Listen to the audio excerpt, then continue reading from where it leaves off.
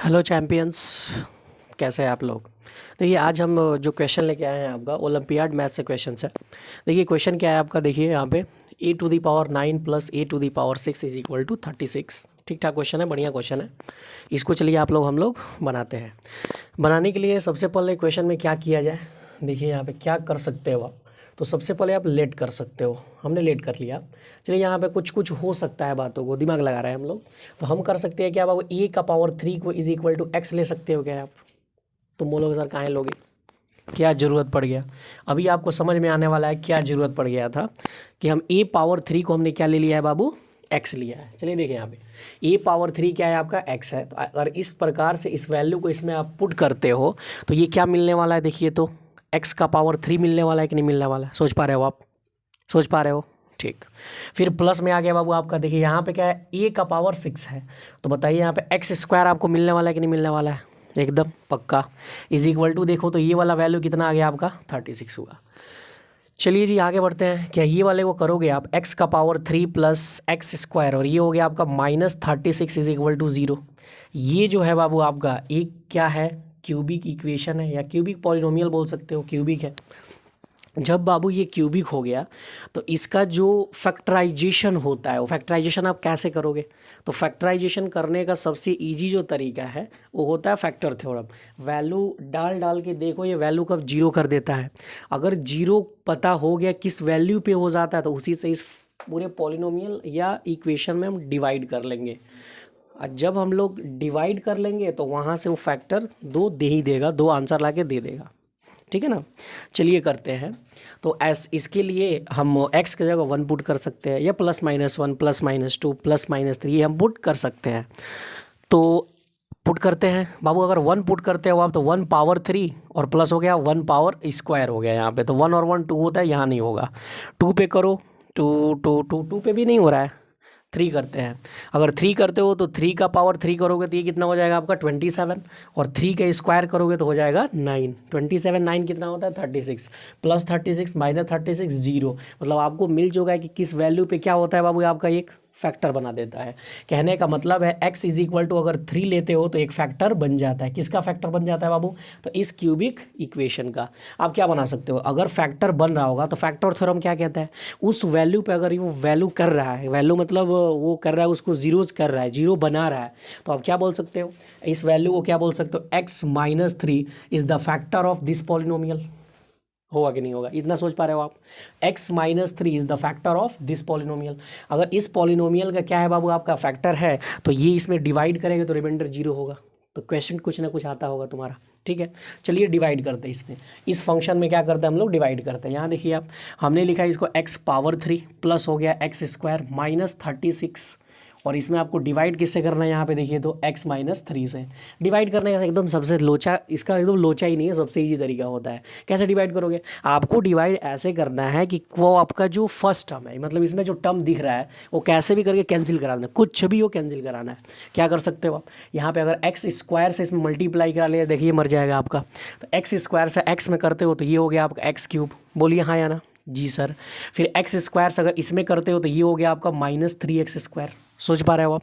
और जब भी होता है तो बाबू साइन चेंज होता है, साइन चेंज कर दिया। ये वाला बताओ तो मर गया कि नहीं मर गया, यहाँ पे ये प्लस में है और ये भी प्लस में है, मतलब आप बोल सकते हो 4x² और यहाँ पे आ गया आपका -36। क्या सोच पा रहे हो, इसमें कोई दिक्कत, कोई भी दिक्कत नहीं होनी चाहिए। जो भी दिक्कत होगा आप कमेंट कीजिएगा, उसका फिर समाधान किया जाएगा। आपका जो भी क्वेश्चन नहीं बनता हो तो उसको आप पिन करो, ठीक है, आंसर मिलेगा उसका। चलिए 4x² को अगर कैंसिल कराना है बाबू तो आप 4x से करोगे। सोच पा रहे हो आप, 4x से, 4x से अगर x में करते हो तो ये बन गया आपका 4x² और फिर 4x से अगर इसमें करते हो तो हो जाएगा -4×3=12x। ठीक बात। फिर साइन चेंज होता है बाबू, माइनस, यहाँ पे देखो प्लस है तो माइनस, माइनस है तो प्लस, देखो ये वाला मर जाएगा।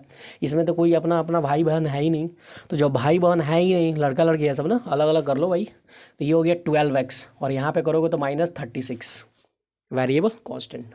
इसका प्लस ही होगा, माइनस वाला वैलिड नहीं होगा, साइन चेंज हो चुका था। फिर क्या करोगे आप, 12x कैंसिल करना है तो प्लस में अगर 12 से यहाँ पे आप क्या कर लेते हो मल्टीप्लाई, तो ये कितना होने वाला है भाई आपका 12x। और बताइए plus minus plus minus minus, ठीक है। 12 से अगर 3 में करते हो तो ये कितना हो रहा है आपका 36। साइन चेंज, ये माइनस ये प्लस, कहने का मतलब ये वैल्यू कितना आ रहा है आपका 0।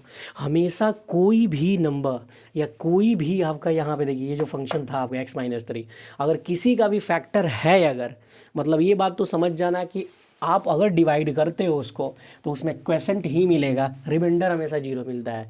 अगर आपका रिमाइंडर 0 के अलावा कुछ आ रहा है मतलब नहीं तो आप कुछ गलत बनाए हो और नहीं तो वो नंबर उसका फैक्टर नहीं है। सोचना पड़ेगा ऐसा बातों को। तो क्या बताइए आप, अगर ऐसा बात हो तो हमारा क्वेश्चन क्या था, ये वाला था। तो x⁴ plus x² minus 36 is equal to, बताइए आप 0 था कि नहीं था। तो अगर 0 था तो इसके कितने फैक्टर थे, एक तो ये फैक्टर था आपका और यहाँ से आपके कुछ फैक्टर यहाँ पे भी मिलने वाले हैं। मतलब x-3 का बात करोगे तो ये बना आपका x-3 और एक उधर दिख रहा था सर आपका, तो हो जाएगा x² प्लस 4x और प्लस का कितना हो गया 12 इज इक्वल टू, बताओ आप 0 हुआ कि नहीं हुआ। जी सर 0 तो हो गया।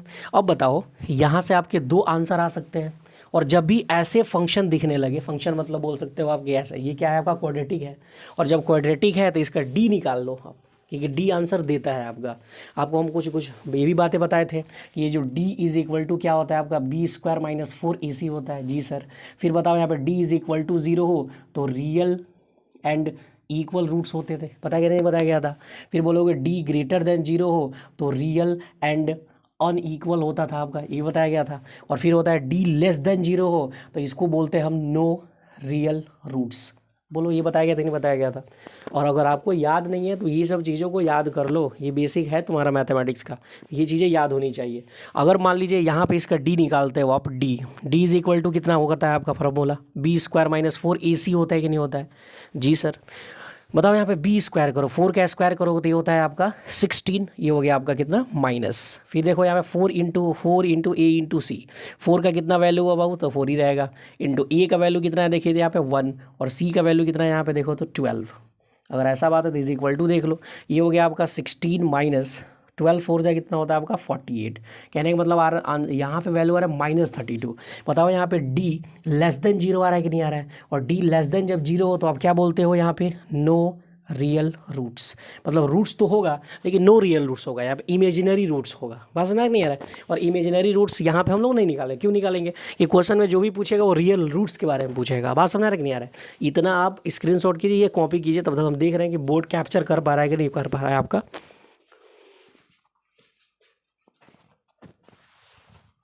तो ये देखिए कैप्चर तो नहीं कर पाया है, हम थोड़ा सा इसको कर देते हैं ऐसे कि बस कैप्चर कर ले, ठीक,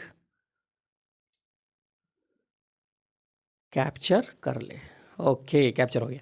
चलिए जी अब आगे हम बढ़ते हैं, और आगे हम बढ़ते हैं यहाँ पे अब कि जो वैल्यूज़ आएगा अब वो वैल्यू क्या होगा आपका, ये तो ये वैल्यू की ये वाला तो आपका वैल्यू क्या दे रहा है आपका, देखिए तो यहाँ पे नो रियल रूट्स दे रहा है। इमेजिनरी रूट्स होगा तो उसका आंसर पूछा भी नहीं गया था, तो आपका रूट्स तो यही होना है केवल। इस वैल्यू को अगर बात करते हो तो x-3 इज इक्वल टू 0 हुआ, कहने का मतलब x is equal to value में कितना आया आपका 3 आया है। क्या बताओ आपको क्वेश्चन में x का वैल्यू पूछा था क्या, नहीं पूछा था। आपके क्वेश्चन में a का वैल्यू पूछा था, जब a का वैल्यू पूछा था तो a का वैल्यू आपको निकालना पड़ेगा। चलिए जी a का वैल्यू देखो यहाँ से बात करते हैं हम लोग, तो इसके लिए थोड़ा सा हमको जगह चाहिए। तो आप ऐसा कुछ करो कि इसको स्क्रीनशॉट तो कर ही लिए हो, ठीक है, हम इसको थोड़ा सा इरेज कर देते हैं, यहाँ पे इरेज कर देते हैं ऐसे करके कि आपको दिखाई दे, यहाँ पे इरेज कर देते हैं। मतलब x का वैल्यू एक्चुअल में कितना आया था 3 आया था, तो यहाँ पे बात करोगे आपको तो a का वैल्यू चाहिए ना, तो a³ is equal to x का वैल्यू यहाँ पे 3 आया था कि नहीं आया था। क्यूब जब इधर है तो ये वाला इधर लौटाओगे तो a इज इक्वल टू कितना आने वाला है बताओ तो बाबू, a is equal to 3 to the power 1/3 आने वाला है कि नहीं आने वाला है। तो ये जो आया बाबू यही आपका क्या है राइट आंसर है। तो चलिए फिर मिलेंगे हम अगले वीडियो में, तो बनाते रहिए। और क्वेश्चन जब भी बनाया जाए तो उसको प्रैक्टिस ज़रूर कीजिए, आप घर पे जाके प्रैक्टिस कीजिए, उसको बढ़िया से बनाइए, क्वेश्चन को समझने का कोशिश कीजिए क्या होता है कैसे होता है, क्योंकि मैथमेटिक्स जो है वो प्रैक्टिस का चीज़ है। मैथमेटिक्स में 3 चीज़ें चलती है, अगर मैथमेटिक्स में अगर 3 चीज़ें आपको आ रही है तो आप मचा सकते हो मैथमेटिक्स में।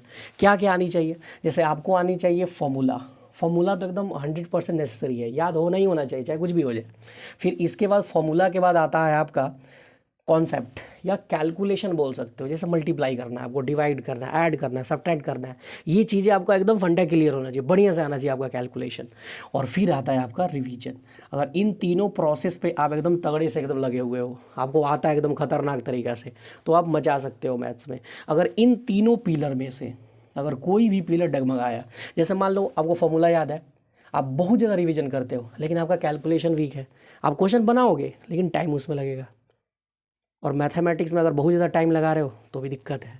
अगर मान लो तुमको फॉर्मूला याद है, तुमको कैलकुलेशन तुमको एकदम पूरा एकदम तगड़ा सा कैलकुलेशन है, और तुम रिवीजन नहीं करते हो, तो भी प्रॉब्लम हो जाएगा भाई।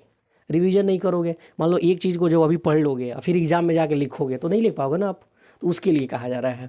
फिर अगर मान लो तुमको कैलकुलेशन खूब बढ़िया से कर लेते हो और तुम रिवीजन इतना किए हो, एक ही क्वेश्चन को 10-10 बार बनाए हो और फॉर्मूला तुम याद ही नहीं करते हो, तो भी प्रॉब्लम है। तो ये तीनों स्ट्रेंथ होते हैं मैथमेटिक्स के, समझो यहाँ पे पिलर है।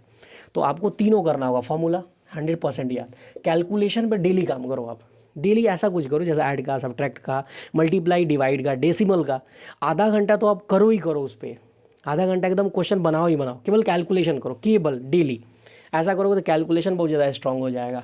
और फिर आता है रिवीजन, तो रिवीजन तो करना ही पड़ेगा, ठीक है ना। फिर मिलेंगे हम अगले क्लास में बढ़िया क्वेश्चन को लेकर के, ठीक है।